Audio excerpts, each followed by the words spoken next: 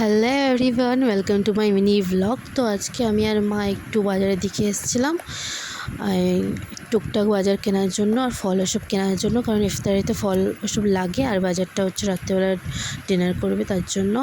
আর হাঁটতে হাঁটতে যাচ্ছিলাম, তো এখানে মাছের দোকানটা দেখতে পেয়েছি, মানে এই ভ্যানটা।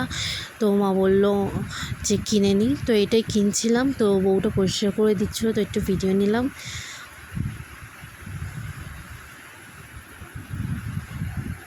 তারপরে বাজারটা করে মাছ আর সবজি এসবগুলো কিনে নেওয়ার পরে এখানে একটু ফল কিনছিলাম আমরা, কারণ ইফতারিতে ফলটা লাগে আর অনেকটা শেষ হয়ে গেছিলো তার জন্য। তারপরে আমরা এখন থেকে এসে দিদিদের বাড়িতে এসেছিলাম, আর এসেই দেখছি লাড্ডু ওয়াশিং মেশিনের মধ্যে ঢুকে খেলা করছে। আমি যখন ওকে জিজ্ঞেস করলাম কী করছে, তখন বলছে আমি জিম করছি, মানে ওইটা নড়ছে, জল আছে ভেতরে আর ওইটা নড়ছে, তো ও বলছে আমি জিম করছি, আমার বডি হবে।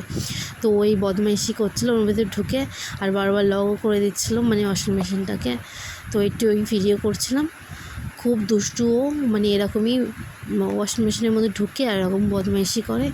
তো ওর একটু দুষ্টুমিটা দেখছিলাম আর আমি ভিডিও করছিলাম। এই দিদিদের বাড়িতে এসেছিলাম একটু, তারপরে এখান দিয়ে চলে যাব। আর আমাদের সাথে লাড্ডুও এসেছিলো, আমার মায়ের সাথে লাড্ডু এসেছিলো।